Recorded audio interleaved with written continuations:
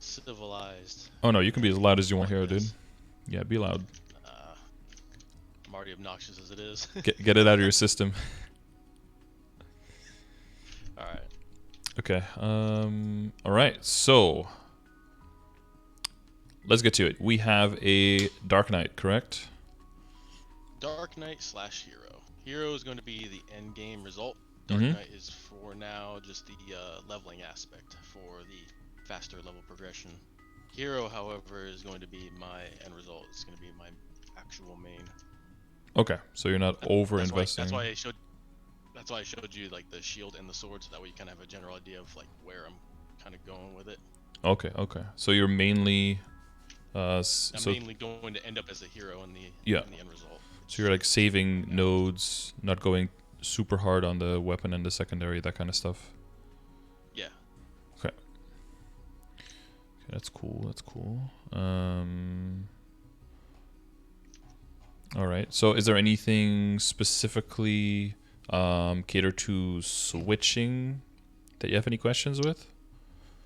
Like, As far as that goes, I'm trying to figure out, in your opinion, what would be like the most efficient route for doing that. Like, say if I wanted to go, like right now, I'm trying to progress towards and get ready for solo Lomian and Lucid Party status, mm-hmm. and I'm trying to see if I should still maintain the DK status for leveling even further than that, or should I just do like a temporary switch to hero and then kind of switch back for leveling? How would one go about doing that efficiently in your mind?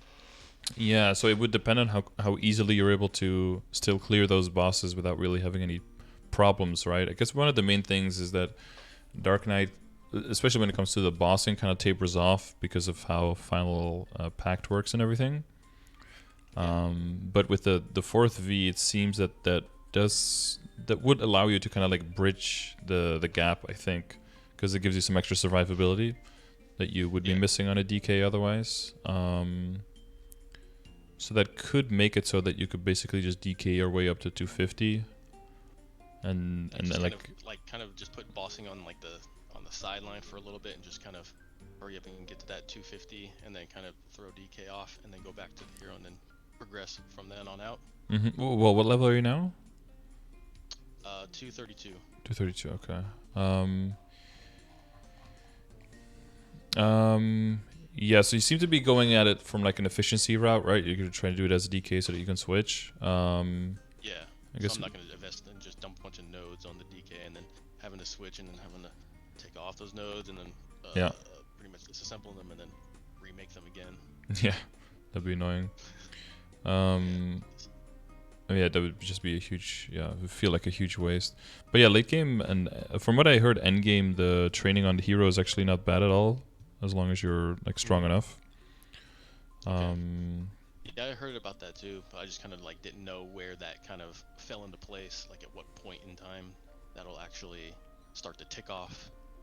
Yeah, I honestly I think it's in like Limina, so like Okay. 255. Because I'm not sure how much better your rates would be in any map. I'm kind of like mentally walking through the maps, but I don't know how you would be better off as a hero in any of those maps rather than as a Dark Knight necessarily. Like you got more spammable AoEs and shit on the Dark Knight, so Yeah. if anything that A lot kind of of helps skills you that'll out. basically just do damage in the meantime while you're moving, so that way, Yeah. kind of like with the Radiant Evil, it'll kind of just do damage as you're moving about. It'll just sit there. Spirit Mm-hmm. of Darkness will just sit there for a moment and then it'll zoom, so on and so forth. Yep. Yeah, that'll also take you to through Moonbridge, I think, faster than Hero could. I think it's really only 255 and up. So it'll depend on how high you're aiming eventually, I guess. Yeah. Because, yeah, for now you're aiming for, Lotus Damien, Lucid, Yeah. whatever. But do you have like an end goal in mind, or is it Eventually, just, eventually I'm gonna go even further than that. Mm-hmm. But I'm just kind of like just putting on like smaller goals and just achieving those goals and then setting another goal further, so that way I'm not just overwhelming myself with how far I need to go.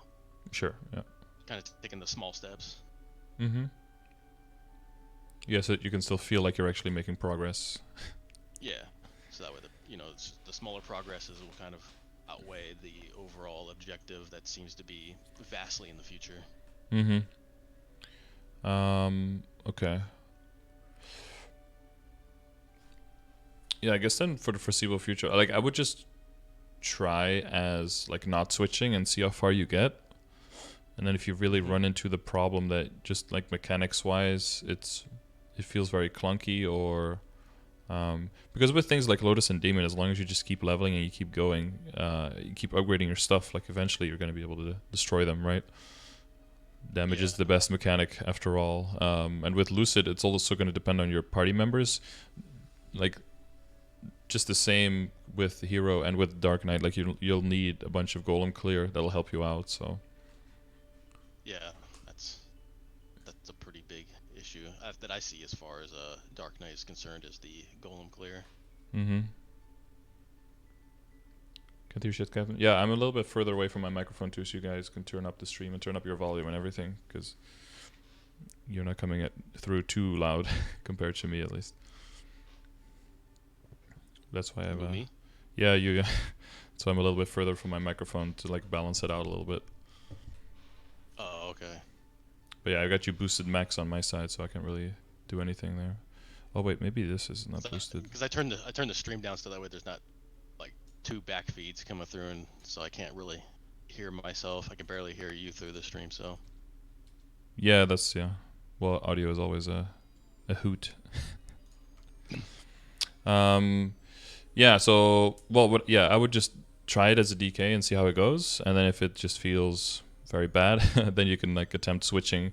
But you'll probably want a stack of nodes already to be able to switch over as well, right? Like, what are you at right now, nodes wise? other than the nodes that are currently being used, I still have 96 sitting in my inventory. They're kind of slowly building up. Mm-hmm. Because every now and then I'll get the chance, if I'm feeling, ecstatic about it, I'll just grind on the Kana for a little while, Mm-hmm. like an hour or two, and then I'll get kind of sick of it, and then get done with that, and then I'll go back, and then I'll start working on the mules and whatnot. But I'm trying to stray away from the whole Kana farming, because that's just overwhelming. Not your boring. thing? Yeah. It seems more of a chore than it is with the rewards that come out of it. Yeah, it really depends on how many hours you're willing to put in or you're able to put in. Yeah. Before it's I can worth it. level on DK for hours, but as soon as I get on the con, it's like an hour later. I'm like, all right, screw this.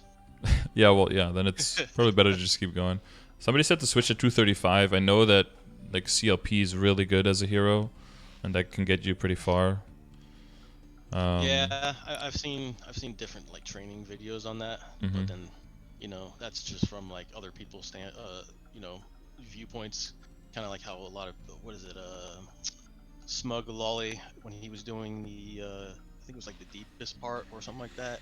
He's getting like 77 bill an hour, and I'm like, well, that's just coming from some hotshot guy. So everybody has their rates per hour and whatnot, and Yeah, it totally other depends on people how have, fast you kill, of course. Yeah. yeah.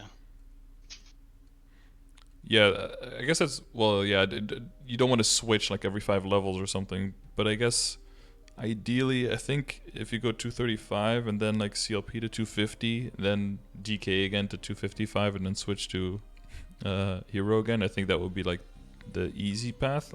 I think. Okay. But I don't know how many times you want to switch because it gets more expensive every time as well. And Yeah, that's why I was kind of like just waiting until the awake patch comes for the job coin. yeah, So get a coin. let's see Yeah. how far I can push myself for Mm-hmm.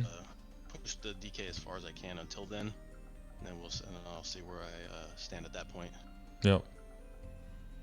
LP1 is better for heroes. How is LP1 ever better? I've heard people say that. Like you can never hit the top plat unless with your like special effect stuff. Can you like jump around with puncture now? Is that what people do? I guess if you jump puncture, you can probably hit both the plats, I guess.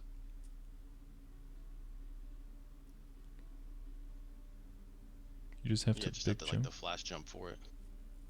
That hits the top?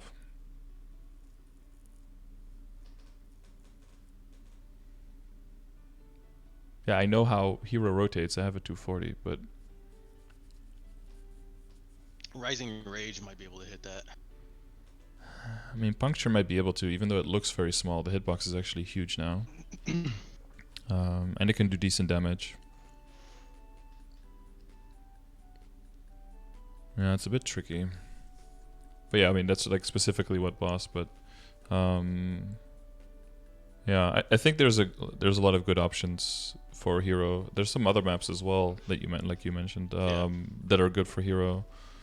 I'll have to see what Echo does on his hero to see, like, you know, what his training regime is, and see if he has to stay on it. But I guess he does LP1 these days. Yeah. LP1 and LP1 and LP2 are actually super similar, but people don't like LP2 as much because it has a few more holes in the bottom. But as long as you jump over those, LP2 is basically the same as LP1. It's very, very, very similar. Isn't that the one where people like will jump from one side and they'll go left into the pole and it'll teleport them immediately to the left, the top left, and they'll go jump down and it'll teleport them to the top right, and they'll just continue doing that, kind of like a I don't think that's pattern constantly. I don't think that's LP2. I don't even know my Arcana maps anymore. Oh, okay. That's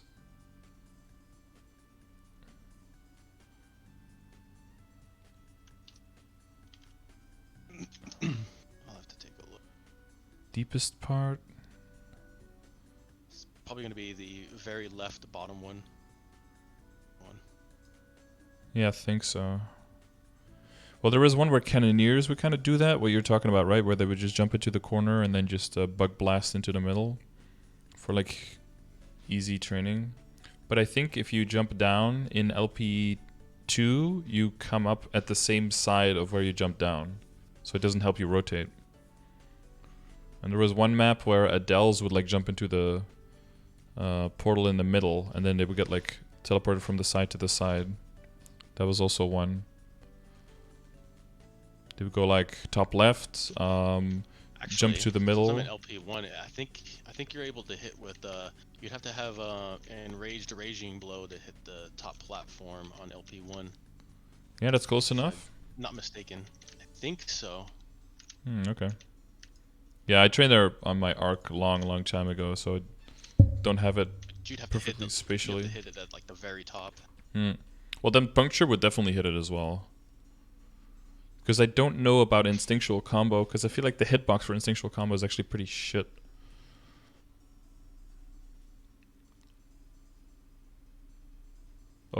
Oh, it's always done the top right in LP2. Yeah, exactly. Yeah.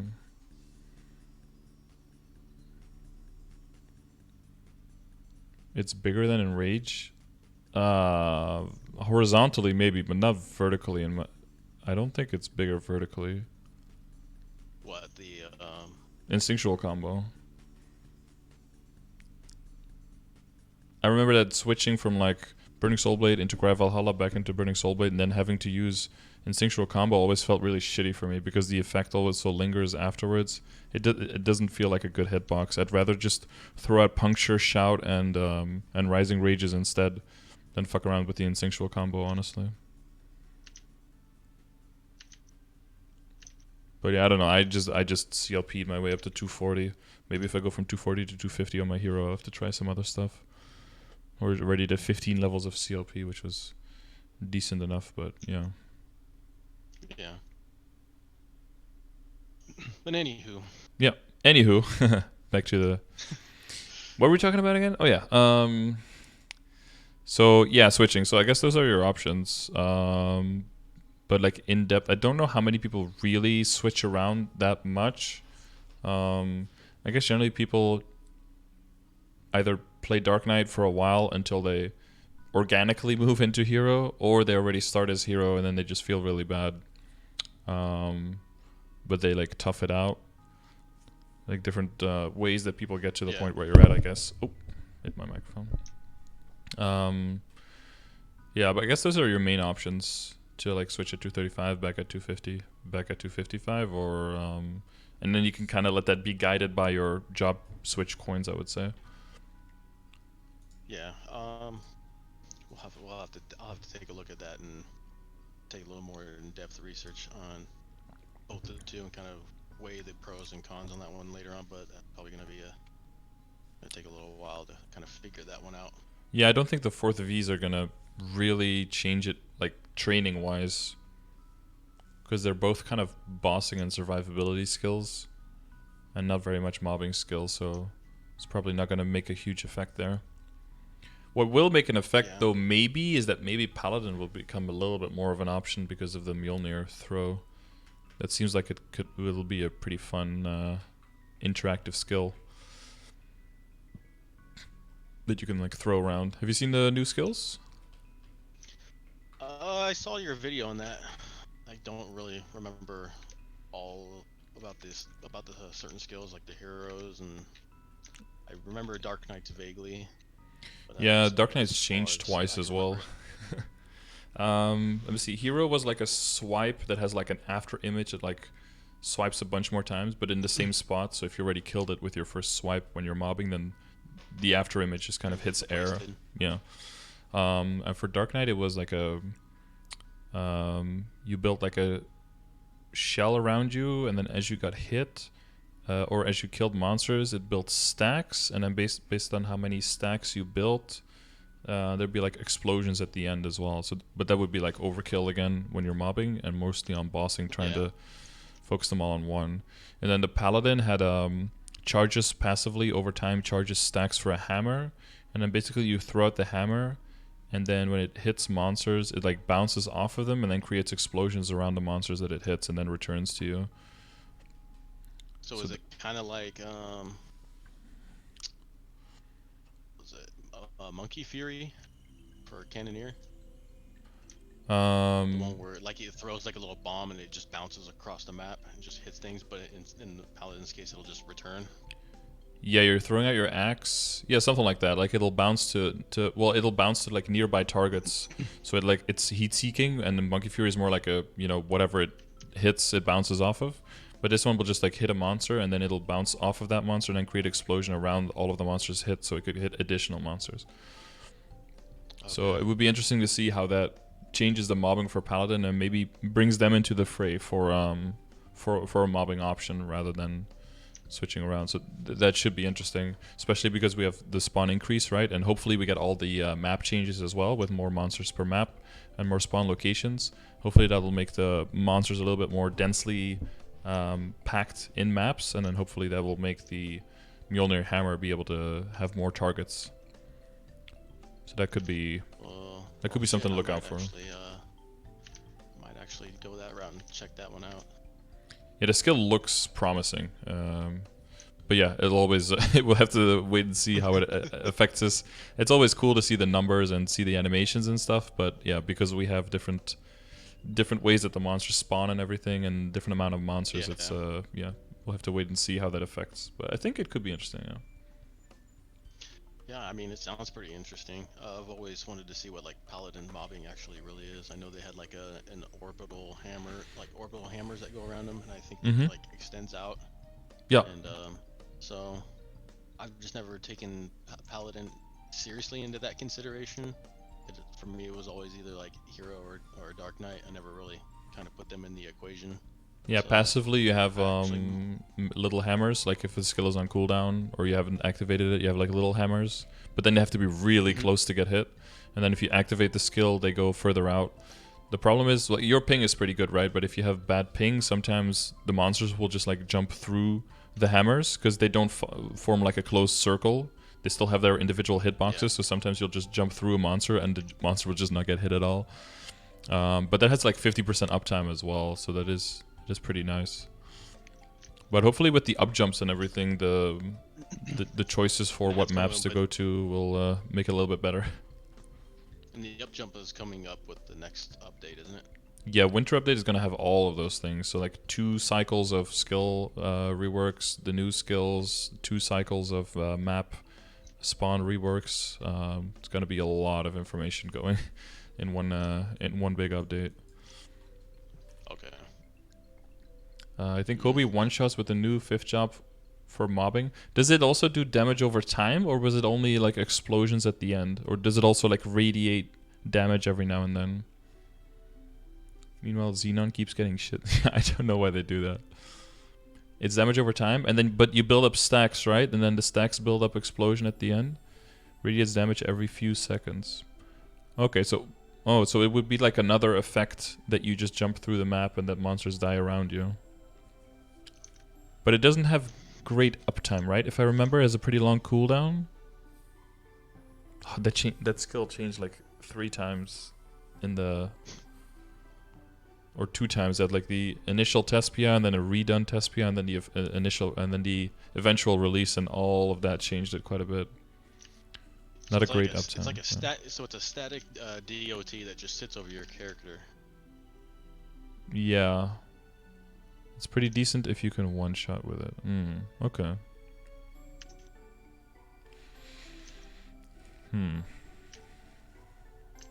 Yeah, as I recall, like the biggest punch for it was that, you know, you build up those stacks and then based on the stacks you get explosions at the end on bosses. That was like the biggest draw. Oh, that's also when Hyperbody and Iron Will won't work on party members anymore. RIP DK support. 2006 to 2020. As if people were ever looking for DK for support. Well, one time I was on my DA and I was in a party with a Dark Knight. I was like, he was so happy he finally got to put Dark Knight on a... he finally got to put a Hyperbody on a button again. The old school Hyperbody everybody needed, because bosses did fixed damage. They would just die. HP please, HP please. Yeah.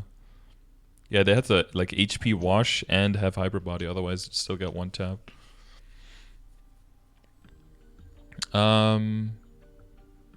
Yeah, so yeah, I have limited personal experience with all that switching, so but definitely keep an eye out for all your options, including Paladin, if you're willing to. Although that would be like a third wheel option, I guess, at this point. But if you have the gear for hero, then that would be an easy switch, though. Yeah, I also went sword, thank God. Yeah. So I can now make the switch to Paladin.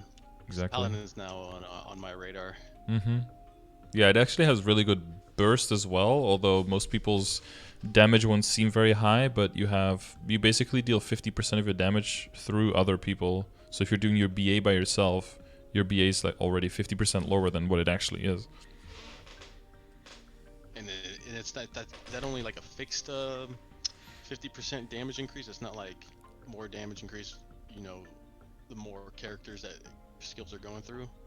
No, so you link to one person, whoever is like the closest to you, basically, and then any buff you do also gets used on them. So if you like Sacred Sanctity, they also get 30%, 30 seconds of invulnerability. And if you use all the damage you do, 50% of it as final damage gets added to their damage. Although I'm not 100% sure if that damage just gets done passively or like added as final damage. Like meaning if they would cap damage or something, that the damage doesn't get dealt anymore. I'm not sure how that works exactly. But you deal like... almost like as soon as you link to them, then they passively get like a 50% final damage increase. That's what it sounds like. Yeah, but of your damage. So not to their damage, but of your damage gets 50% of your damage gets added onto their damage. That's why when you do battle analysis, you have to have someone else in the party there also hitting it, so that so that your BA actually, because it does get counted as your damage, but they do the numbers, I think. The damage that they do. Yeah, so if they do, if you do X damage and they do Y damage, then and you're linked to them, then you do three over 2 X damage basically. Like you'll do 50% more. The Y damage, whatever that they do, is not taken into the consideration whatsoever. Okay. But yeah, and when you know you can shield people, you can res people. There's some fun tricks that you can do. Of course, a bit more survivability help in Black Mage and everything. So yeah, options. Maybe too many options now, but options. Yeah, I think it kind of just gave me my answer Okay. as far as that's concerned. Okay. Good. All right, and then I guess more specifically, what you're trying to do. So you basically make your money through training on your Dark Knight now, or your future hero. Yeah, more or less. Mm-hmm. Like I said, every now and then I'll go on the Kana to snatch more nodes and some more mesos and hopefully droplets, and then the most the majority of the time spent on the DK leveling, so Mm-hmm. kind of balances out. Okay. And you do like Maple Tour and Ursus and that kind of stuff. Yep. Cool. Okay. So kind of. So you finally out leveled your Kana now. Yeah. Nice. Okay. Yeah. So one thing when you switch is that for your Legion, you'll want to go very hard into critical rate probably. You'll want to look into decent sharp eyes and all that stuff because the base crit rate for hero is very low compared to Dark Knight gets a bunch of crit rate right from stuff, Yeah. but hero gets like none of that. So that's one thing that you'll have to tilt your focus a little bit more towards so you can get that 100% crit rate. Yep. And one thing in general for your Legion grid is that critical damage is actually a huge damage increaser. We don't seem to have any pieces in that in your Legion right now. I noticed. Okay. So mainly if you're mainly mobbing, then you can definitely move the boss damage pieces over. Okay. Yep. And if crit damage is not full yet, then I would even move some attack or strength pieces over. Because critical damage, as long as you have 100% critical rate, critical damage is like your best damage increaser.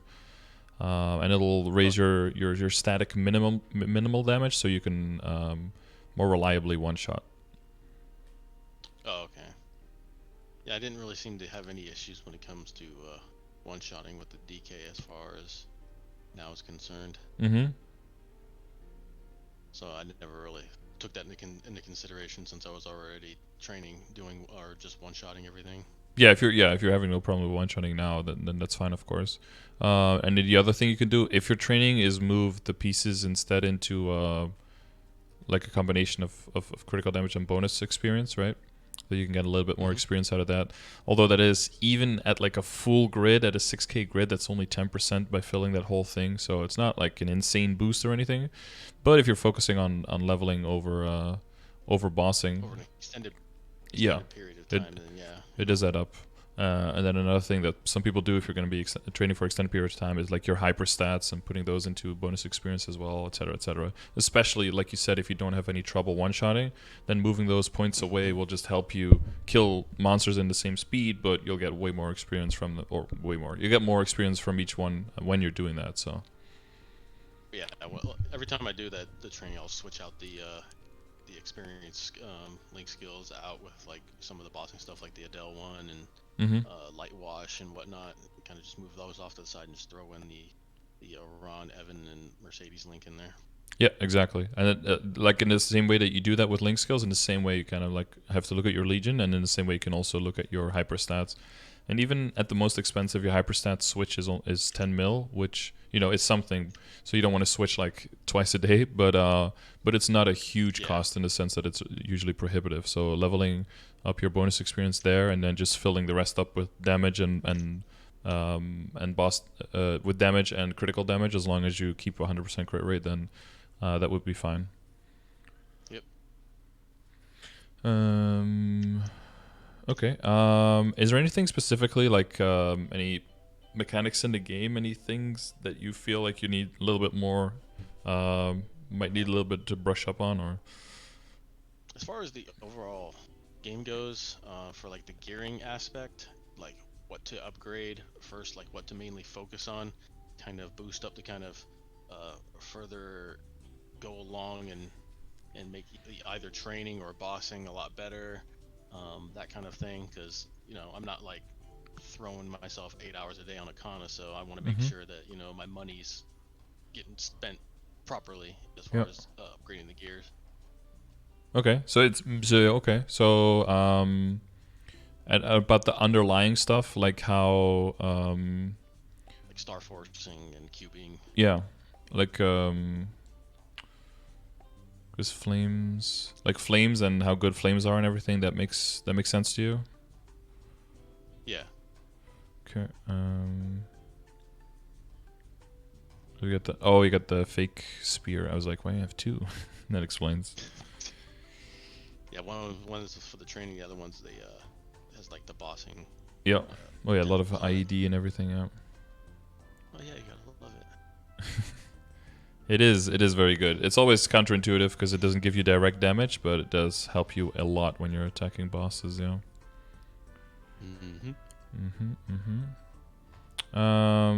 Okay, so in general,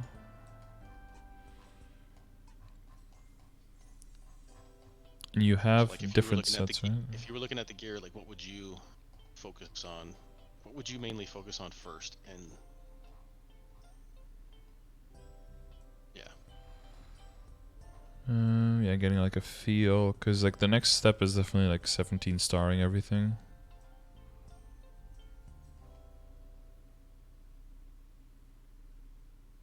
Yeah, that would be the next one. Oh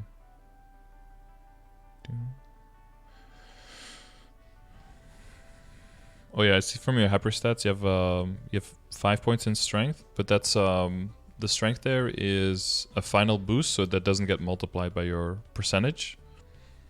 Yep. So saving those points instead, and I don't know if you 1, 2, 3, 4, 5, if that's enough for like one level in critical damage, but it probably is, right?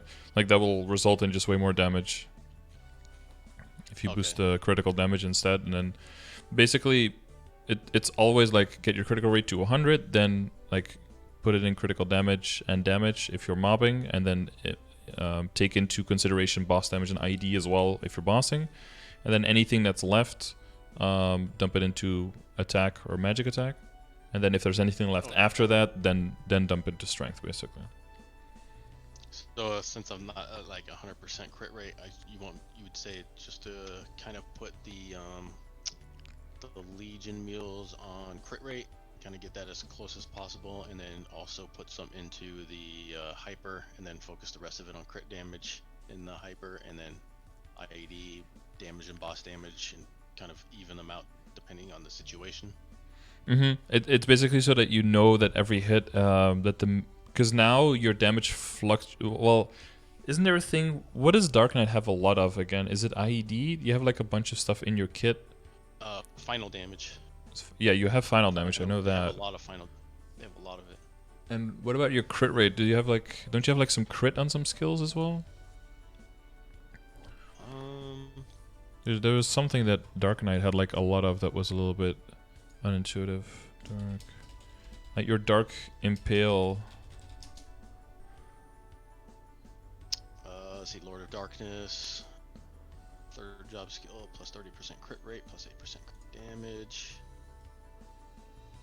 Plus, you got the Hex of the Evil Eye, which he gives you an extra 10% rate. Yeah, like when you just buff up, like what's your crit rate at that point if you just buffed?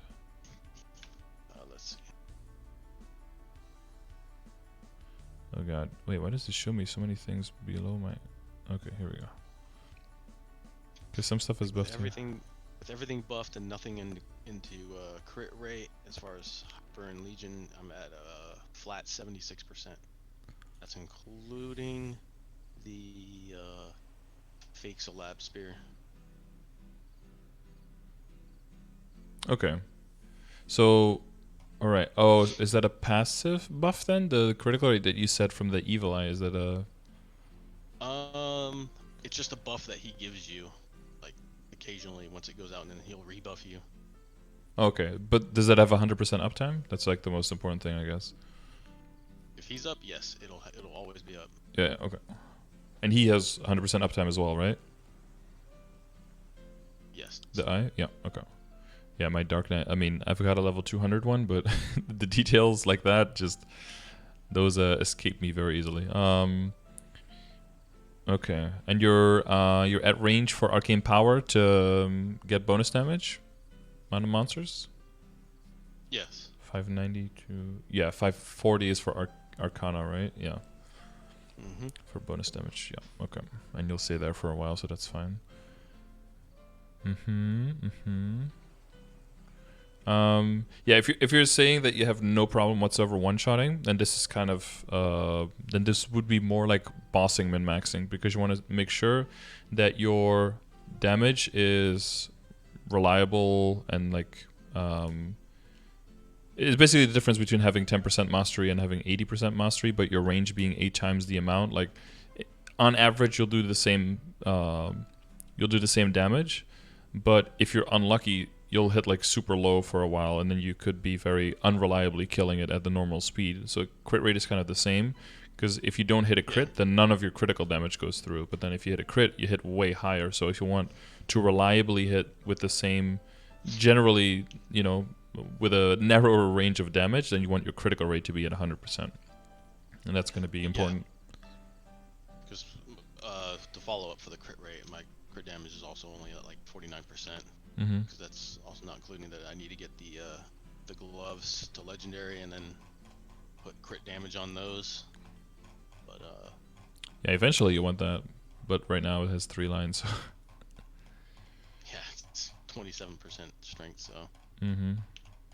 So what is giving you crit rate right now? The Beast Tamer link. Let's see. Lord of Darkness skill, Evil Eye buff, Beast Tamer 7%.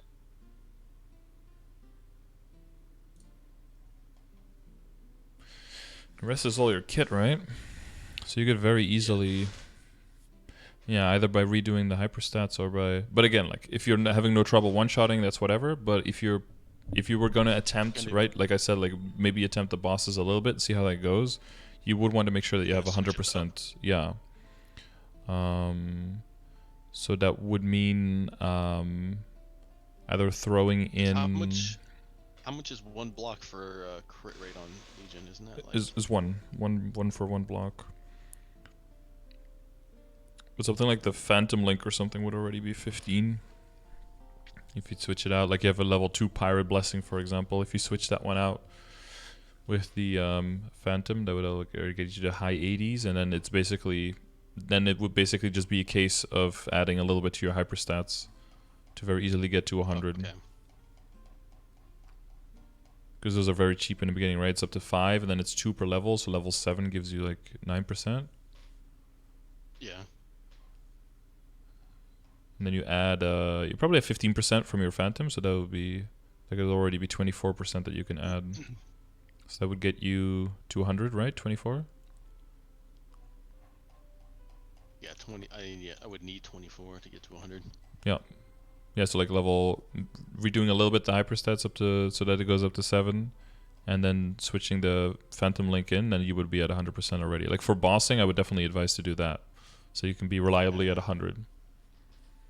Yeah, and then later on. Just switch out. So I can probably switch out Keen Edge for Judgment. Keen Edge is the Hayato one?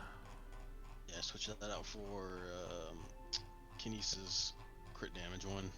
Yeah, and then you want to get that one in as well, yeah. And you're working on stacking the other link skills? Mm-hmm. Okay. Yep. And yeah, Noble Fire is really only good if you're in a full party doing something. If you're soloing but bossing, it's also not that good. There's probably a bunch of other stuff that could be more useful. Okay, so it just has it's better use as a full 6-man party. Yeah, it scales up to 4, I think. So like 4 man or higher would be max efficiency, and then it would be at the same level as like is it 12%? So it would be at the same level as a stacked what is it? The stacked Kadena or Ilium. And Kadena is also a good option. So once you have Empirical Knowledge leveled up, you'll do that debuff a lot, and then your Kadena link, the what is it called again? Like Unfair Advantage. Yeah, Unfair Advantage. That will basically just be 12% all the time, as long as you're higher level than the boss, which you will be most of the time. So that one will come into play for sure. Okay.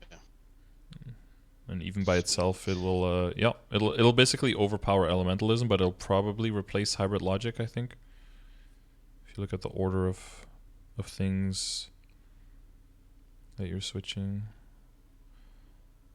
And then the one other thing you can later on do is bring in the Angelic Buster link for before your what is it, your Tempest, your Tornado thing, or your Calamitous Cyclone. Yeah, your Cyclone or your Instinctual combo if you switch back to Hero. Right before that, we'll just give you some nutty extra bursts. Some dummy burst. Yeah. Very dummy thick. Lots of numbers going on. But yeah, I assume that most of that will come as you level those characters up and work a little bit more on the Legion. You're aiming for 6k, I'm assuming? Mm-hmm. Like eventually? Not tomorrow or anything, but like eventually... No. Yep. Slowly working there. One day at a time. As you level up characters like Night Lord and Marksman, you'll get some crit rate from that as well. If they're in the Legion. I got Marksman already up on there. Yeah. Because all of those little numbers together will help out a lot, and then the combination with the link skills. If you get, I don't know if you're gonna get any level 3 links, but don't have Night Lord though. However. Okay. Yeah, I would say it's not like a top 5, right? But it's pretty high up there because critical rate, like pretty much every class can use critical rate. There's only a few that really don't need it.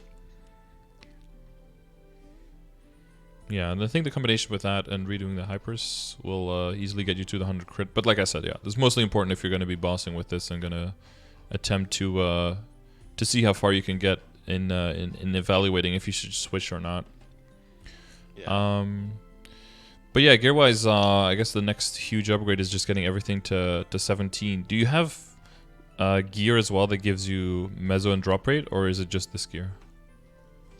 Well, I sent you the 8 rings. I got like the Reboot Vengeful, Glory Guardian Master, and Commander, and the synergy that I'm going to be using hopefully for Meso and drop. Oh yeah. I might have to get a little bit of extras because the synergy is already at 21 strength. 20% drop, and I'm not sure. Yeah, it's probably pretty good for now. Give that up. Yeah.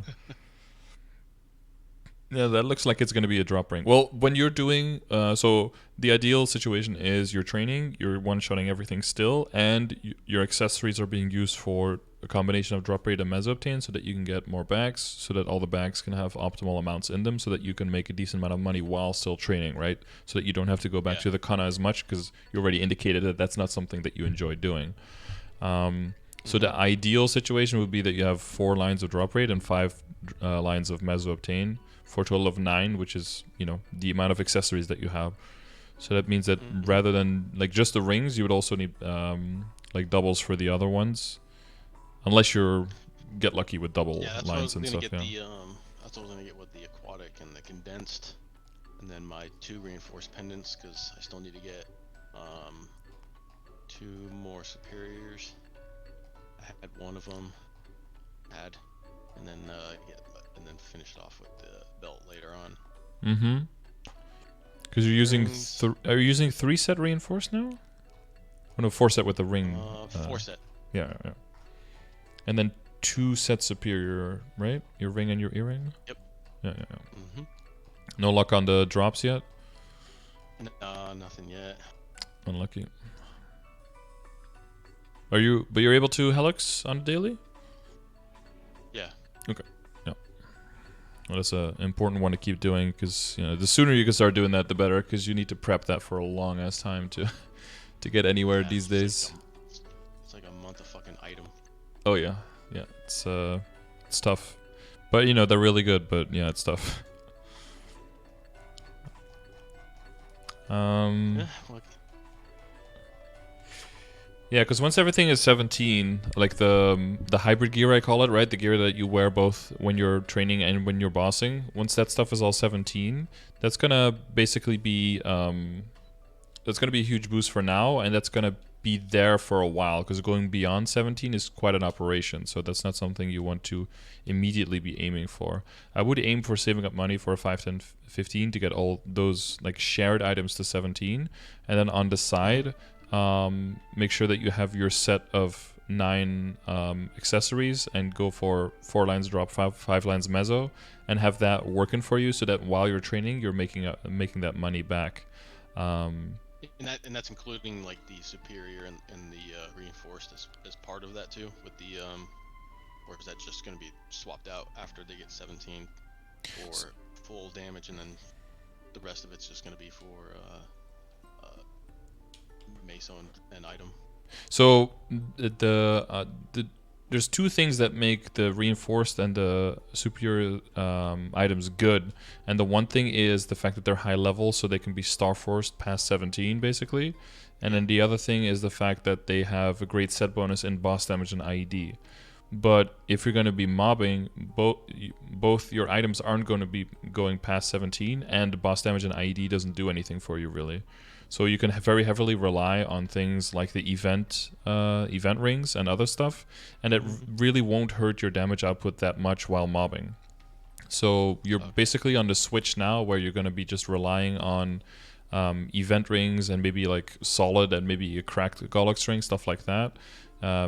Maybe, well, your reinforced pendants are your real pendants, so not those, but maybe on like a Mechanator pendant, or if you have a spare Dominator, or maybe even like alien fragment rings, or alien fragment pendants, which some people would use to get that 50 attack bonus for 3 items, so that you get the flat 50 attack there, which will increase your damage as well when you're mobbing, and won't really hurt you in any other way because you're going to be not bossing anyway with those items, and that'll allow you to really. I know the 2 reinforced are like unique and legendary, but as far as that goes, you're not really leaning towards like pushing those to like 17 and then putting damage on that, or are you saying that I should focus mainly on that until the superior pendants come into play, and then kind of just transition those into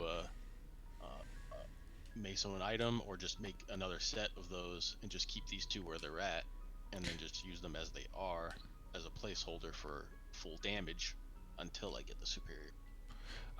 So what I usually do is I would roll, even if I have reinforced, I would roll them for like a line of drop or mezzo with a line of strength, and then just keep those and have that be my placeholders, and have those kind of be hybrid gear in that I use them for both mobbing and bossing. I don't know how far you are with your coins towards the superior. A 500 in. 500 in, okay. Yeah, it's just really RNG with the drops, and that really just dictates how quickly you're able to transition. You would lose some strength in that scenario, though, right? Like if you switched, even if you got this pendant to legendary, let's say you get 9 strength on both with the other line, so then you end up with 18, so you'd lose like, well, you lose like 15% strength there. It's probably not the end of the world, because if you also Starforce them to 17. So typically I wouldn't get these to 17, but since for the foreseeable future you'll be using these the whole time, that's probably would be worth it, yeah. Okay, I'll keep that in mind. And then they can just stay your drop rate gear, I guess. Yeah, probably. It's unlucky that the one is already 18%, but I probably get the one that's unique up to legendary, and see if you can get a line of mezzo or drop with a line of strength. That way, you only downgrade at the most by 6%, while gaining the utility of an extra line. So that would be a worthy trade, I would say. All right. Yeah, it's just you're just kind of fucked with the drop. It's very unfortunate. If you go at it so long without getting any drops. Yeah. Do you have any reinforced earrings? No. I figured since I didn't have, well, I could just use my my OneDroid audio modules. It's anything above level 71, right? That reaches the that next tier before the 160. Yeah, yeah. Well, in general, I it would be an okay idea to hang on to reinforced earrings if you get them, because then you can transfer hammer them into superior without needing to blow up a bunch of superior if you're ever gonna aim past 17. But yeah, don't have your whole inventory full of them, of course, but save up like up to 4 of them or something, just to have them as as spares. And yeah, maybe the same with belts, I guess. But for belts, it's easier to just use the ping bean belts because those are pretty much guaranteed every time. Yeah, I pretty much got like a nice little gathering of golden clovers. Yeah, exactly. Yeah, it's easier then because then even if they blow up, you always can transfer the trace, right? If you use a bunch of different items for the same goal, then you will lose some of your investment and some of your time. So yeah, that'll probably be better. So yeah, so initially 17, and I would work on the full set. So what are we working with? You got 3 rings so far, right? You got the that would go into drop rate gear. The solid. Well, no, I have the vengeful, the glory guard ring master, the glory guard ring commander, and the synergy. Those are the 4 event rings that I have.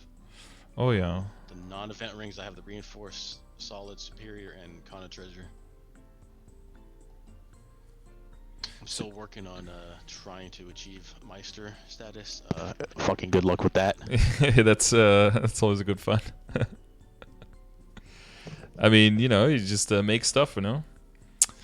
Wait, do you have 5 damage rings now, or am I missing something? No, there is 8 rings total. 4 event, 4 non-event.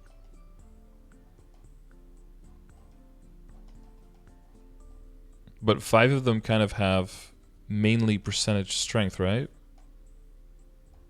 The reinforced, the superior, the Kana, treasure. The glory guard ring commander has 21%. Yeah, the solid and the glory guard, those all have like main strength. So one of those can definitely just be redone for drop or mezzo. Yeah, I'm just gonna wait until the superior reinforced and the other 2 outweigh it as far as damage goes. Then I was thinking about phasing out the commander ring and then going either meso or drop depending on you know, the luck with the other ones that hit it. So yeah, that was my idea on that situation, since it's already at where I want it to be for now. That I can just phase it out once the other 2 kind of outweigh it. Yep. No, that makes sense. But just trying to like get together our set. So you would have the commander ring, and then the vengeful, the synergy, and the which one am I missing? Master ring. The master ring. Yeah, those 4 will be like drop / mezzo. And so I guess the 2 pendants would become like double purpose. So legendary, hopefully 1 line of drop mezzo, and then 1 line of strength on top of it for minimal loss. And then for Iron Face, you would use the 2 Zakum equips. And then because that then leaves the earring, right? We gotta have something in the earring slot. I don't know if you maybe have a. What earring did you use before this?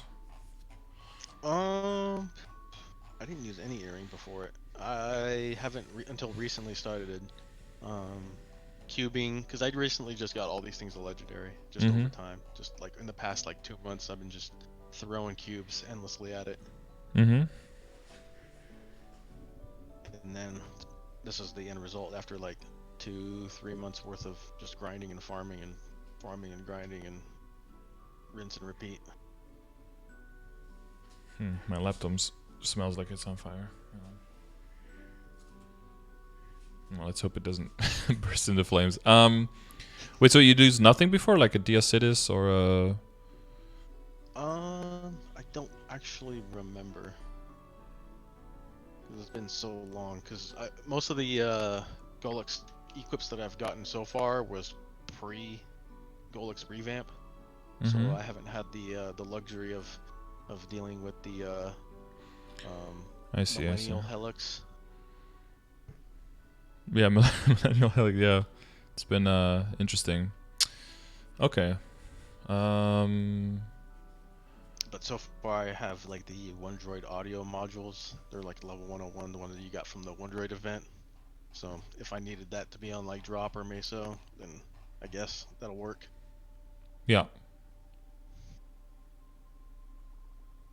Okay, because you keep the belt on. Yeah, so reinforced or whatever earring doesn't really matter there. But yeah, like any other earring would then fit the 9, and would then specifically be that. Because wait, your current earring is 18 strength.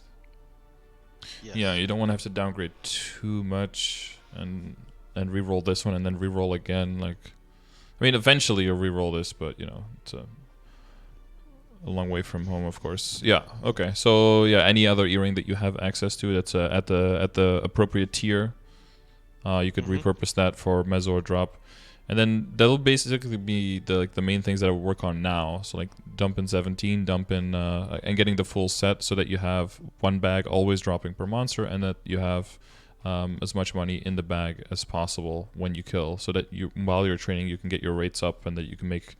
Maybe even train with the Legion wealth, right? So that you can get good value out of that. Yeah.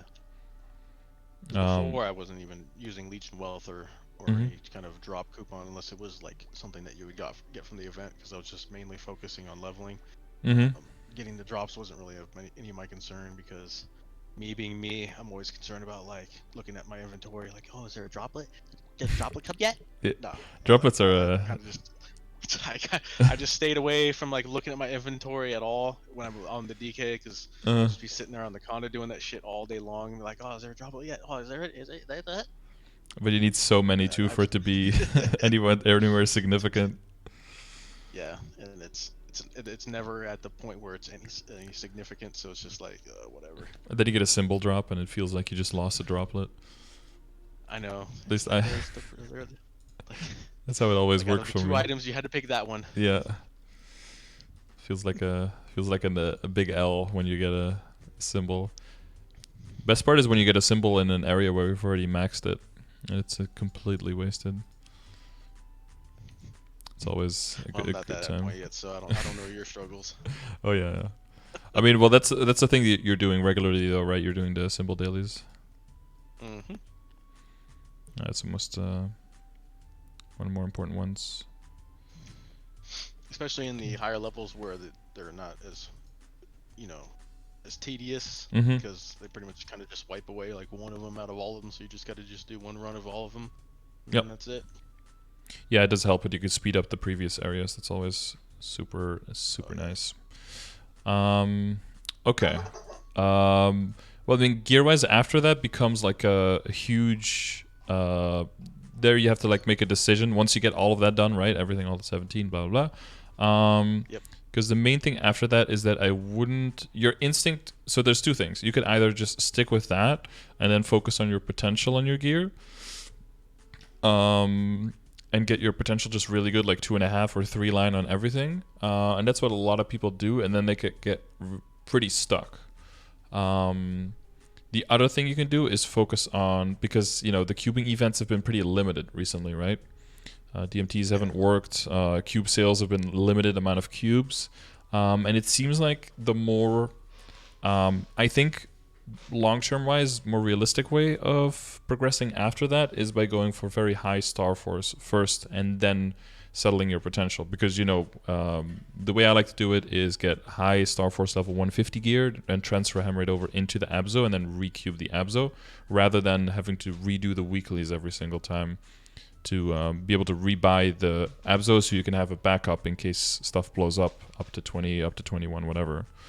That's the way I prefer doing it, having like 2 line or 1.5 line, whatever, like anywhere between 18 or like between 15 and 21% basically, and then go for the level 150s, build those items up during a 5, 10, 15, go hard, and then if I hit 21, transfer hammer over to 20 abso, and then redo the flame will be kept, so that's fine. But then all you have to do is like recube. So even if you have right now 3 line strength on unique, for example, you could just keep that for a pretty long time until you make that switch, in my opinion.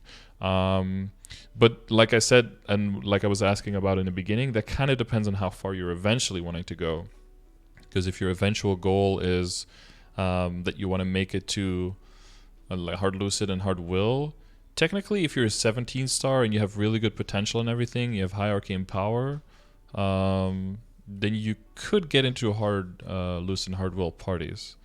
But you'll be like, even with just 17 stars. yeah, you'll be closer to like the minimum requirements, but as long as your potential is good enough and everything else is like decked out and your weapon secondary emblem, like the potential there is really really good, you have your legion and everything set up properly, then you can contribute enough for those bosses.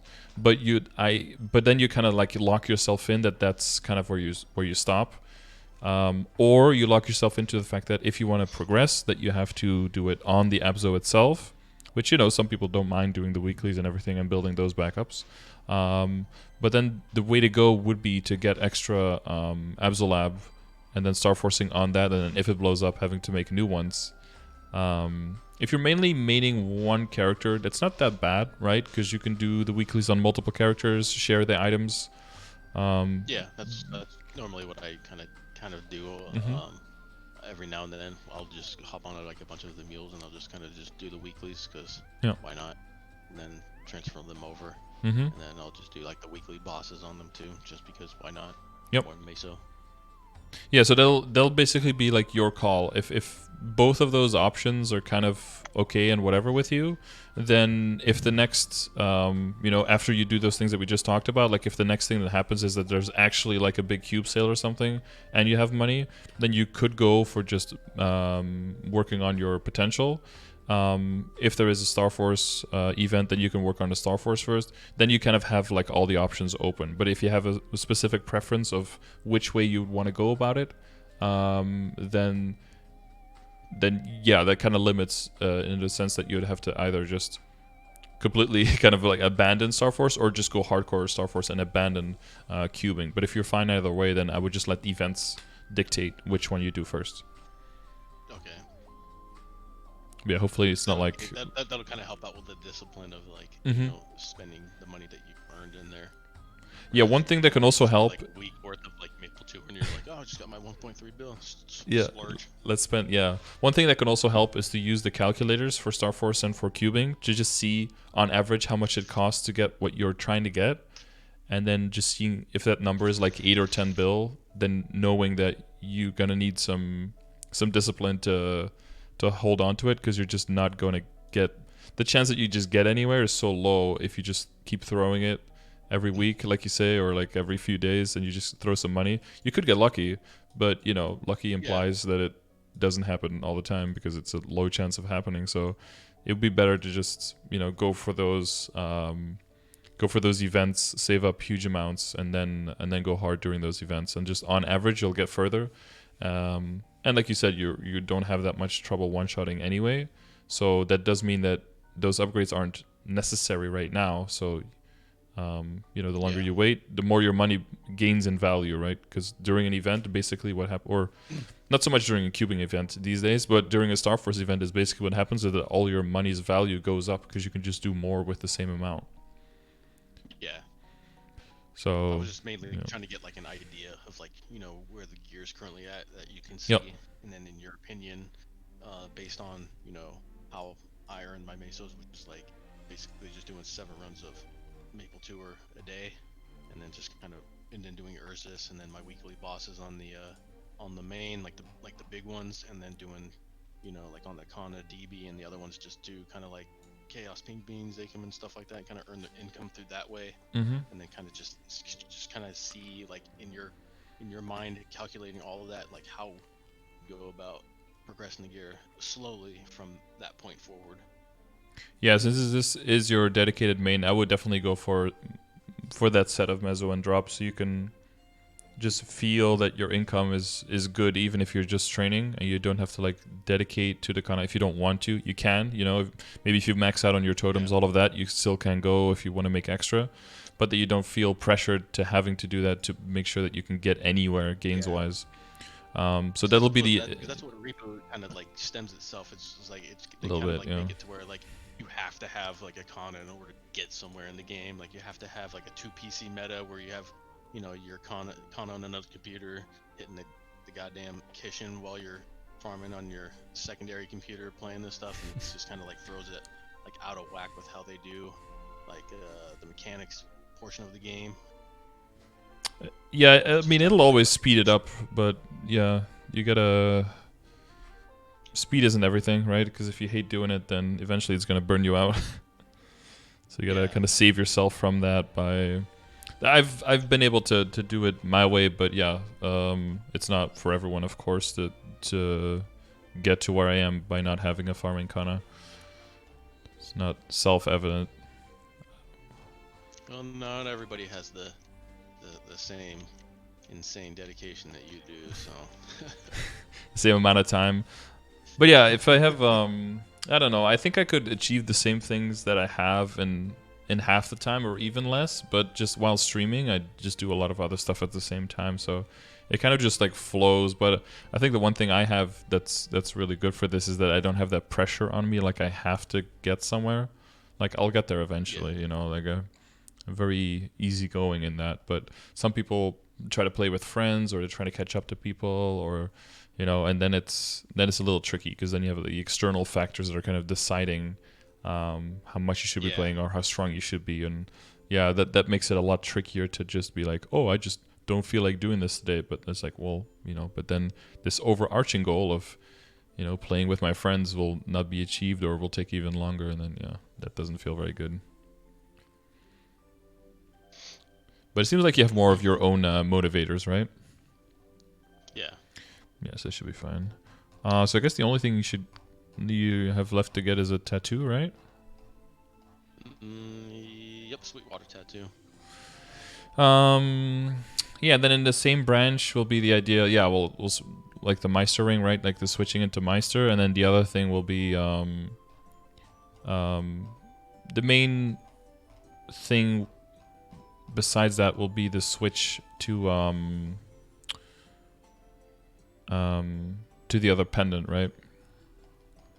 So getting a Dominator pendant. Yeah. Because that's probably the smartest way to go. Dominator pendant, good flames, 16 star, transpose to Sweetwater, and then get that as well, at least to 17. You know what to go for, flame-wise there? For Dominator? Yeah. I'm probably gonna. I wanna say it's probably about at least 72 main stat and about 5-6% all stat. Like 72 and 5 would be... That would be considered like... Right around that ballpark. Yeah, 72 and 5 would be considered like really... That would be considered really good. That would be on the upper borders of what usually people settle for. Something like 62 and 5 would already be... That would already be settle worthy for most people. So like 100 and... You said 62 or 60 and 5? Well, that's really close, right? Both would be good enough. So typically, what I go by flame score. So like between 105 and 115 is typically what I would what I advise to people. Okay. So with your scaling of if you're going into late game and end game, your all stat scales to about 9 stat worth. So 60 and 5 would be about 100. Would be about 105. So that would be like at the lower end, but it would definitely be within the end. Some people settle for something like around 100, or like a low hundreds, just because you don't want to infinitely keep throwing money at it. And if you get so close, the amount of money that it could take to get the extra 3 or 4 stats there to transpose versus how much or how easily you can get 3 or 4 stats somewhere else. Yeah. Just infinite at that point. Yeah, like. Yeah, you're going for a flame that's way better than your CRA, for example, but eventually you'll throw money at your CRA stuff as well to go over 100 there. Yeah. And it's higher level, so it does have that potential. I wanted to get it like route 40 and 5, usually around that ballpark for them for now. Yep. And work on the rest of it later, because it's just gonna waste too much money on just trying to catch a few more stats out of it. No, that's definitely a good idea, and you can get more gains out of your Abzo first, right? Because it's higher level, so you get bigger numbers. Something like your shoes, for example, has definitely has bigger room for improvement than the other stuff. So if you're going to be flaming anything, that one's higher up for fast. Yeah, because like your cup is better than your shoe, like the flame wise, but the cup is 20 levels lower, so there's definitely more room for improvement on a shoe.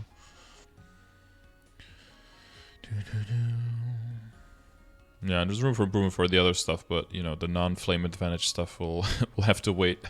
There's a lot more stuff that has to be worked on first than before that comes into play. Yeah, that's where I kind of lack the skill of just like figuring out like what the focus on area is on the gear aspect, like what would be more beneficial at the current time, like versus doing, you know, like say like cubing would be better at this time than, you know, flaming, and for what reason, why, yada yada yada. That's the whole area that I'm kind of iffy about. Yeah, so flaming is more something that I feel that you kind of you slowly work on when you're bossing, because you just get flames, so you just work them. You just use them as you get them, right? Maybe you build up a little bit before you use them, so that not every flame is like a disappointment, and that you maybe have something that's decent that you can settle on if you run out of flames, so you don't have to take a huge loss on something when you're flaming it. But the main thing is that flaming, I feel like, is something you do once you're kind of ready with your gear and you're not going to be upgrading it much further Starforce wise. Then you can flame it on the side as well. But even then, cubing will be more important. So the way I see it, it's really like Starforcing as like more of the general priority, then cubing, and then flaming, just because of how impactful it is to your overall strength, and because of how events work. Like flaming has no events, the cubing events are pretty limited recently, so I'm seeing that as a general line, that even if we do get cubing events, it's going to be a limited amount of cubes that are on sale. So even then, that means that it's not that amazing. And then Starforce has the most events right now. You got your 1+1 100%, like so you got your 30% off, so you got your 5, 10, 15s, and these seem to be coming pretty regularly. So that seems the most reliable thing to save a lot of money on. And when you put the flame scores and everything, when you put that next to stuff, when it's like, getting better potential. Like let's say that you take an item right now that's 2-line and you take it to 3-line, you gain 10% stat. If you take it through the flame score calculator, it's like you're at the late game stage, so it's like around 8.5 flame score value per percent, so that's like 85. But if you gain 1 star, that gives at a certain point, it gives you so much weapon attack and so much strength that like 2 stars is more than an extra line of potential. So so focusing very heavily on Starforce, I think overall is just a better idea for the reliability and for the amount that you can upgrade from it. So I would definitely go up to 17. And then from there on out, you can be like, okay, I'm done Starforcing, or maybe getting up to 17 was like very, very toxic for you. Maybe you failed a lot, right? Maybe you spent way more money and you're like, fuck Starforcing, I don't want to do that for a while. And then I just want to roll cubes. Whatever you want to do at that point. But just remember, like I said, if you... The Starforcing just happened recently from the last event, from the No Boom Room. And so I kind of wanted to like hold it at that point and then, wait for a 5, 10, 15. Yeah, there hasn't been one announced, right? Squeeze the last 2 stars. Yep. Yeah, it's one of the good ways to stay motivated there and to stay patient there is just to throw the numbers into the calculator and just see how much you save by doing that. And for me, that's always the best way to have confirmation, to be like, okay, yeah, I can do this now, or I can just save like 30%, 25% of my money by doing it in like 3 weeks or something. And is it really necessary to do it now? Do I just want it, or is it necessary? Am I gonna let something that I want get in the way of something that will eventually be necessary? I kind of figured that, like, with them being at 15, it's kind of necessary to hit that, 5, 10, 15, because it's a huge your 17 like as like really large leap to that 17 that you normally wouldn't get off of the event. One way you instantly get gains if you job change to hero. He's already gonna job change. He's picking his time to job change. Yeah, if you have like 150 stuff. Boom. Safeguard. 15. 17. 5 tier 15. You could put the MVP discount at gold. Oh, you got one? Nice. Why did this go up to 22 all of a sudden? I didn't do that. 215 mil. Yeah, you're saying you're saving like more than 50%. You're like saving 60%, I think.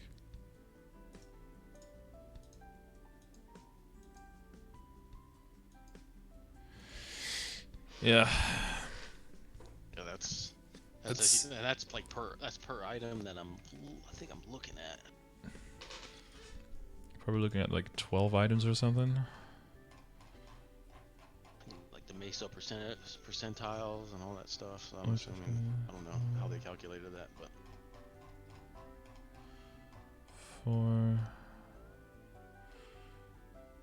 Check. 1, 2, 3, 4, 5, 6, 7, 8, 9, 10, 11, 12. Oh no, 30, 40. And you got double, so you're like 18 items or something.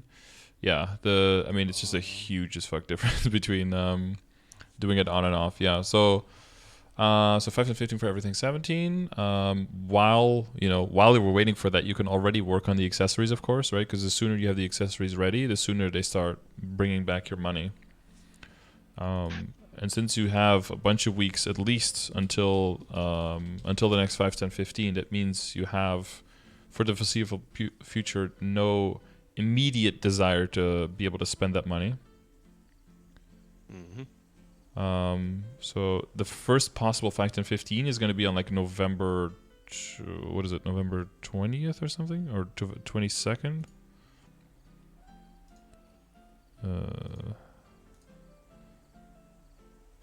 November 22nd would be like the first possible one. 15 plus 7. 5, 10, 15?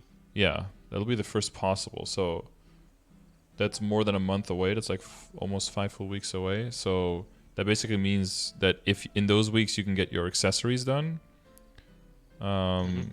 if that's not too expensive, you can probably make that money back before then. And then that means that past that, you'll be making just more always whenever you're training. Again, as long as it doesn't go at the expense of the kill speed, of course, right? But as long as everything keeps, evenly working its way up, then should be fine. Well, I have 2 of them that are at Meso, so I can probably squeeze like the face and eye. Mm-hmm. And then face, eye, and then pendants would be next. Yeah. Those are the closest. One of the pendants. Yeah, at least one. Yeah. Either one or both doesn't really matter. I don't think at that point. Mm-hmm. Do you have your old spider familiar with the drop rate?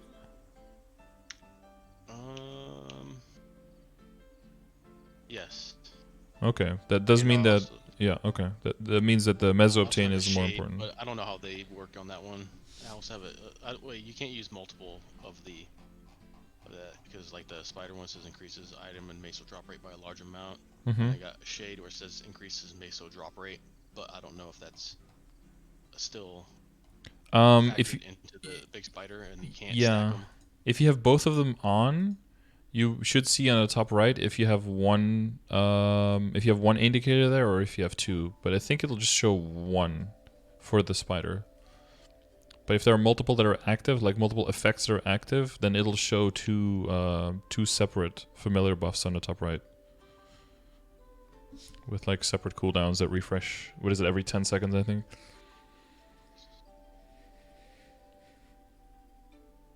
Yeah, I think. Yeah, it only does the spider one, so the shade doesn't even count as part of the buff. Yeah, I don't think so. The biggest number should work. So if the other one is seen as a smaller number, then it'll just not register. If it does the same thing, smaller number, it just fizzles.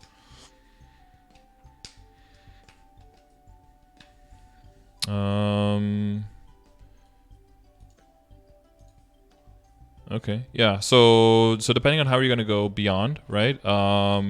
If you said it's fine, you're gonna keep doing your weekly Scrapyard Dark World just to have backups in case later on you're gonna go past 17. Then that's fine. If you don't want to do that, then it'll be a good idea to start building up level 150 items that you can transfer hammer in. Some of those have pretty shitty drop rates, like the shoulders from Ranmaru, for example. So the sooner you start doing that, the more options you will open for yourself. Most of the other items, you kind of, even if you want to do that, most of the other items, they just kind of automatically you charge for that. Like the shoes, you can just buy from Root Abyss. The gloves, you can buy from the black market at Magnus. Like those coins and everything, those resources you get automatically. The only extra would be to keep doing your Commercy voyages and your CPQ to get backups there, especially if you want to go into the Sweetwater Pendant, right? Yeah. But as long as you keep doing that, yeah, then pretty much everything else, like, for capes, you can do the CZAC, but even if you decide to switch to that path, like in 1 or 2 weeks, I mean, basically every week you get a drop there anyway. Like you said, like the belts with pink beans. So those build up pretty easily as long as you make sure that the ones that are more rare, that you keep doing that to keep your options open. Then you're fine, basically. Okay. Just remember for the shoulders for Emru that all of the shoulders are fine. So even if it's like a mage shoulder or a thief shoulder, that also transfer hammers over. So no need to get rid of those. Okay.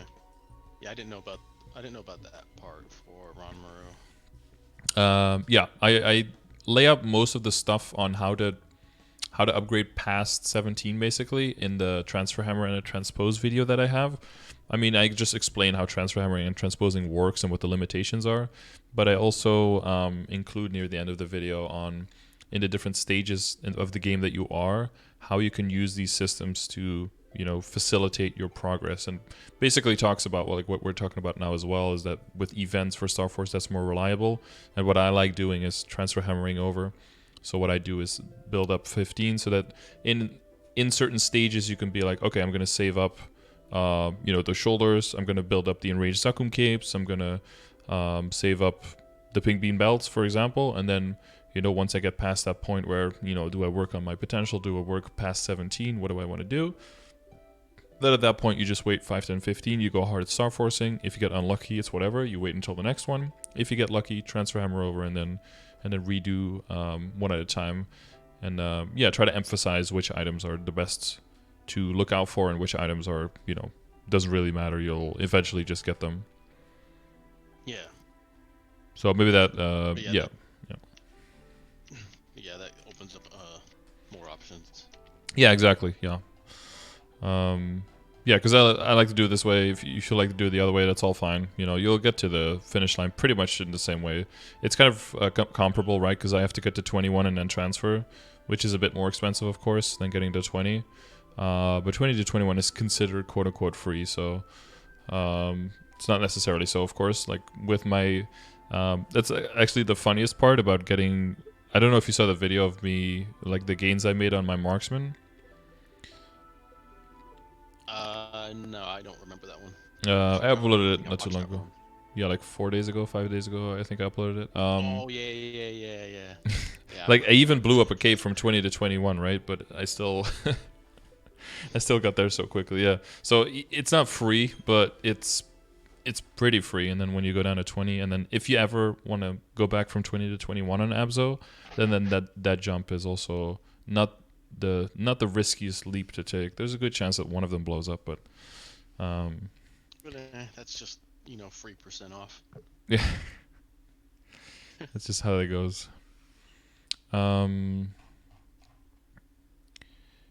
Yes, does that kind of structure the Star Force cubing, flaming in a more in a way that makes more sense for you? Like which one is more important? It made a lot more sense. I've actually done quite a bit of notes. Yeah, the other thing I would say, but you probably already understand that since you have your unique, right, on your items that have 3 lines of strength, like there's no point in upgrading if you're not going to aim for a higher number, right? It's just throwing your money away at that point, especially if you're going to be transfer hammering over, because then you have to even get the tiers back. So then even then you save more money in the long run. The one extra thing is with the gloves that the critical damage is really, really good. But like we mentioned, like we talked about before, that's really the most important is when you get to your 100% crit rate. Yeah, that's when the crit damage really starts hitting in. And then if you hit crit damage plus 1 line of strength or something, then that'll be really good for a while. All right. So yeah, main thing would be like getting the accessories set up, keeping an eye out for 5, 10, 15, everything to 17, and then from there on out, decide what you want to do at that point. If you're already switching over to the hero or not. Maybe pushing your shield. That'll still be in the foreseeable future. I'll have to take a look at more of like the Paladin's new 5th job skill and their current ones that they have, and kind of outweigh the pros and cons between DK and Paladin as far as mopping goes, and then we'll kind of make the change over. As far as everything that's been going over, like I said, or like you said, I'll just probably wait until 5, 10, 15, get all the items and accessories to 17 star. I'll just keep doing the pink beans and all that stuff, kind of gather the necessary ingredients that I'm gonna need to. The Narrows, Arc, those guys. Yeah. Also, while doing the weeklies for DWT and Scrapyard and whatnot, and kind of just mold over all of the items and not have and kind of outweigh what it's going to be more cost efficient at that time. When that does actually hit, because I don't know how long it's going to be until I'm going to need to make that transition from 17 star further. So I'm probably going to guess it's going to be like after probably after like normal will. I'm assuming that's when 18 star plus is going to start really needing to get kicked in. Yeah, Will is more of a level check in that sense because he's level 250. So most people can do normal Lucid, pretty much like at 230 or something, maybe even like around your level, right? But then most people will not start doing normal Will until at least level 245 or even closer to 250 because you have a lot of damage reduction. Yep. And then basically right after when you do that, you're trying to roll immediately into hard Lucid and hard Will. So it's a weird transition because of the level requirement there. And also because of the arcane power, right? To get the bonus arcane power damage, you'll need like 1140, which is a decently high number. Yeah, it's going to be quite a big jump. Yep. But me being, 232, I haven't hit Aspharia yet, so we'll see how far that, jump takes and how long it's going to be until I get there. I already did the math because I get bored at work. So I'm assuming it was gonna be like level 17 all around on the symbols. So I'm gonna have to try to pick up the slack on some of them to kind of outweigh the levels from the later ones. So we'll see.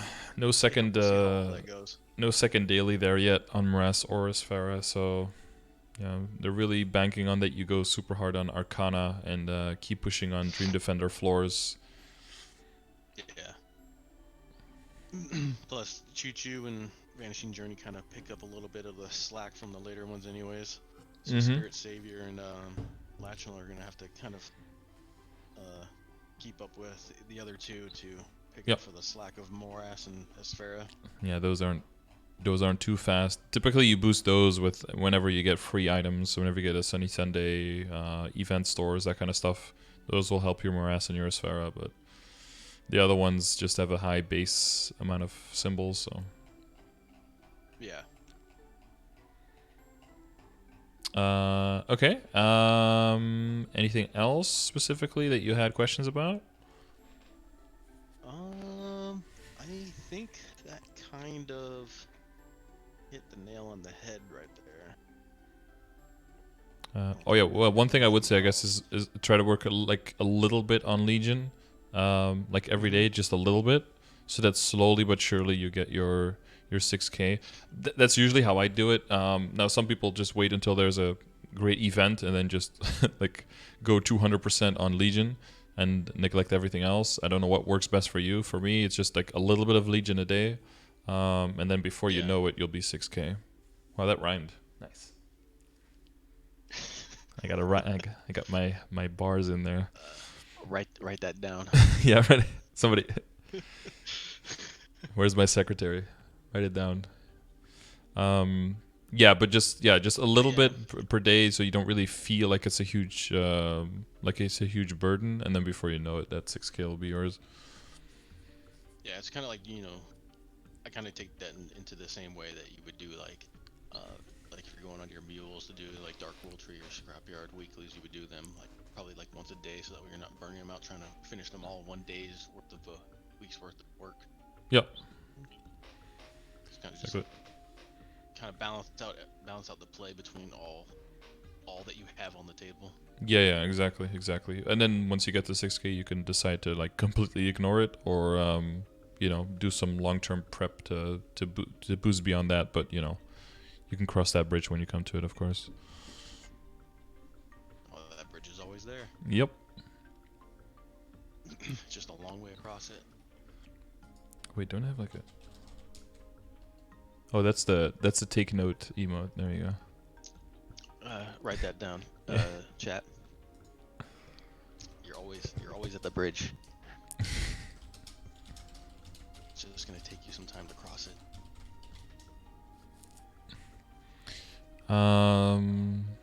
Okay. We didn't really talk about familiars and all that stuff, but I guess the use for familiars is pretty limited these days. Yeah, it's pretty much. I think as far as familiars go, it's just gonna be what you pick up, and then what you can upgrade to get, your extra bit of stats.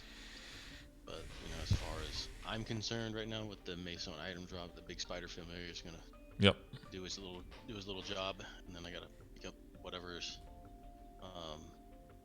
that I can make stacks of, and then use those for end game stat lines. Yep. Yeah, a little bit of crit rate maybe, and some medals, and a little bit of... Mainly crit rate is going to come from a lot of different sources and just come to 100% together. And yeah, I would say, but definitely like so a little bit is going to come from your Legion as well, and from the not only from the grid bonus, but also from the member bonus. And then of course don't underestimate the critical damage in the Legion grid. That's really good for your overall damage increase. But again, it's not visual damage increase, so it doesn't look like a damage increase, but it definitely is. So just hold on to that. It's not damage on the sheet. Yeah. But it's damage on the boss for sure. Yep, it's damage to his face. Yep. Okay. But yeah, I think that kind of covered everything that needed to be said. Okay. My paper's kind of full. Well, I'll upload the video as well, so you can always watch it back on YouTube if you want. Yep. Hopefully the audio comes through just fine. We'll see. Nobody needs to hear my voice anyways. Not you yourself. It's gonna be really awkward listening back to it. Everyone's almost like, "Oh my god!" Like, was I talking to myself? For an hour and a half? Jesus Christ! Yeah, hopefully the balance is not too bad. Okay, well then I wish you the best of luck, I guess. Yes, usually Shy Guy, you always want to go for 100% crit rate, Yep. You don't have a shadow meld at all. No, it's I think Dual Blade goes in the end game, tries to go for 100% uptime all the time, like to min-max it. But until you get to that point, then you can just you can rely on shadow meld. That's what mirror target's for. Yeah. It does that for you. Just put that mirror target on top of the boss and leave it there. And every time you dodge an attack or it dodges an attack, you get 100% crit, so that gives you your 100%. But in some situations, it's really risky to do that. Like in Lotus Phase 1, for example, you don't want to jump into a laser and just to get your crit rate. That's a little bit dicey. So crit rate so bad. Yeah, laser. in those cases, in those cases, you will go for your 100 base, but that's because you have so many things that give you so many sources of damage that you can kind of, if you wanted to, you could go for like 140% crit or something. So it doesn't really go at the expense of too much other damage, and it's just more reliable to have it at 100% uptime. Yeah. Just give everybody vicious shot. That way we'll all have to go for crit rate. Yeah, that would be really weird if there would be something like that works for everyone, because then everyone is going to have to do those calculations. But it'll mainly next time they'll probably throw that in there. Throw it in there. They'll be like, Yeah. let's just throw this wrench in there. Let the players just mold over this shit for a while. Yeah, well, you'll just have to throw everything into a huge calculator, because I don't think you can do like the brain math to figure out what would be optimal. You have to let a computer figure that out, because it's just too much at that point. Even for your brain. Oh yeah, definitely for my brain. Yeah, I can have like an intuitive thing. Like I could kind of guesstimate if it's gonna be close or not, but yeah, the exact numbers, you'd have to throw that into a calculator. I can't do those maths. It's too much. All right. Well, yeah, like I said, best of luck. And hopefully it was very helpful for you. Oh, very. Okay, good. I got more information than I can process. So You can process? All right, yeah. Yeah. You gotta look back at the video like in 10-minute and 15-minute sections. Like, did I write this correctly? Jesus Christ.